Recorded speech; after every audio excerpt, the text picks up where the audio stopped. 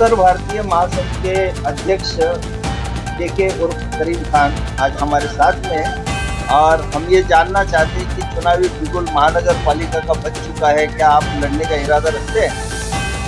जी अगर मैं नहीं लड़ूंगा तो क्या कल के बच्चे लड़ेंगे? मैंने कई कई कई ज़माना दिया, कई बरस दिया मैंने सोशल फील्ड को, और कहीं ना कहीं मैं भी लड़ने का इच्छुक था, लेकिन बार बार जो नाइंसाफ़ियाँ होते रही मुझे अपनी पार्टी से। तो अब मुझे नहीं लगता कि राष्ट्रवादी पार्टी से मेरी टिकट कंफर्म होगी, इसलिए अब हम एक नई रणनीति बनाने जा रहे हैं। इंशाल्लाह आज ही शाम तक आपको डिक्लेरेशन हो जाएगा कि मैं किस पार्टी से जा रहा हूँ। शाम तक का इंशाल्लाह मैं ऑफिशियल स्टेटमेंट मालूम हो जाएगा और ताकत से लड़ाई लड़ी जाएगी। और 33D से मैं लड़ने जो ओपन वार्ड है, क्योंकि बाकी के चार जो उसमें जो चार पैनल में जो चार लोग हैं उसमें लेडीज़ है, बैकवर्ड है, तो मुझे ओपन में लड़ना है। तो मैं सरनेम खान होने की वजह से मुझे ओपन में ही लड़ना पड़ेगा। और तैयारी के साथ में इंशाल्लाह, तैयारी हमारी जोर शोर पे चालू है, तैयारी से लड़ेंगे हम इंशाल्लाह। सबसे बड़ा मुद्दा क्या होगा?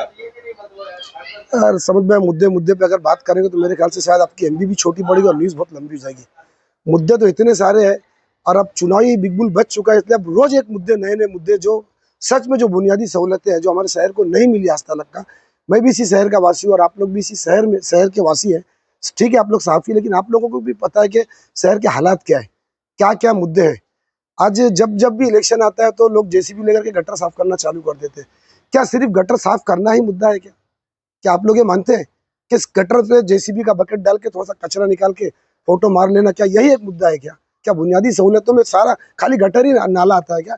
लेकिन अफसोस है कि शहर के जो 15-15, 20-20 साल से जो लोग सीटों पे जो बैठे हुए, वो लास्ट में एंड में सिर्फ यही दिखाता कि मैंने गटर साफ किया। करीम भाई, इतने सालों से आपने राष्ट्रवादी कांग्रेस पार्टी को दिया है, समाज सेवा भी किया है, पार्टी की तरफ से आपको टिकट क्यों नहीं मिली? क्या आपकी अनबन चल रही है पार्टी के नेताओं के साथ? देखिए, मेरी ना कल अनबन थी ना आज कोई अनबन है। मैं पहली बात तो ये आपको बता दूं सलीम भाई कि मेरा पेशा राजनीतिक नहीं है और चुनाव लड़ना मेरा कोई पेशा नहीं है। मुझे चुनाव लड़ के मुझे पैसा नहीं कमाना है, ये मेरा एक पैशन है, मेरे शौक में शामिल होता है।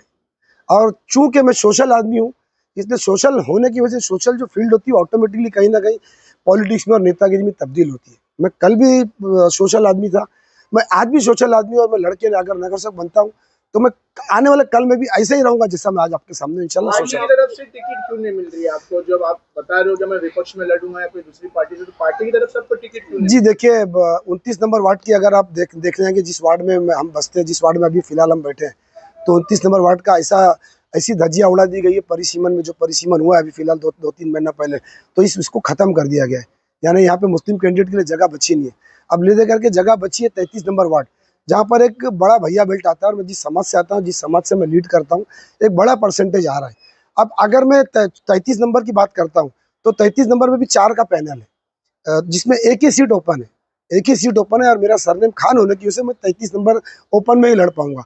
अब उधर पे जो दो दावेदार है, एक शमीम खान साहब दावेदार है और एक मैं दावेदार हूँ। लेकिन चूंकि शमीम खान साहब पार्टी के अध्यक्ष है, बड़ा चेहरा है, बड़े आदमी है, बड़े पैसे वाले आदमी है, तो उनकी काट के मुझे नहीं लगता कि मुझे मिलेगी। और मैंने कहीं 1-2 जगह बात भी किया, तो इसलिए मैंने अपनी पार्टी का पीछा छोड़ दिया और मैंने ये माइंडसेट कर लिया है कि चाहे आज़ाद लड़ूँ चाहे किसी पक्ष से लड़ूँ, शाम तक इंशाल्लाह फाइनल हो जाएगा। करीम भाई, आवाम ने आपको एक मौका और दिया, तो जनता किस तरह से आप काम करोगे? देखिए, मैं नहीं समझता कि मैं कोई नया आदमी हूँ कि मुझे बताना पड़ेगा मैं क्या खिदमत कर सकता हूँ। आप मेरा इतिहास उठाएंगे, सड़क की ट्रैफिक से लेकर के और लॉकडाउन तक अगर आप मेरा इतिहास उठाएंगे तो आपको सारी चीज़ें मालूम पड़ेगी करीम खान किस ढंग से लोगों की सेवा में तत्पर हाजिर रहता है। आने वाले कल में मुझे पूरी उम्मीद है कि लोग मुझे चुन के देंगे इंशाल्लाह। मैं जैसा कल काम करता था, मैं किसी पद पे ना होते हुए भी मैंने लोगों का काम किया, और इंशाल्लाह अगर ताकत में मैं आता हूँ तो मैं और ताकत के साथ में लोगों का काम आने के बाद आपका कौन सा बड़ा काम होना चाहिए?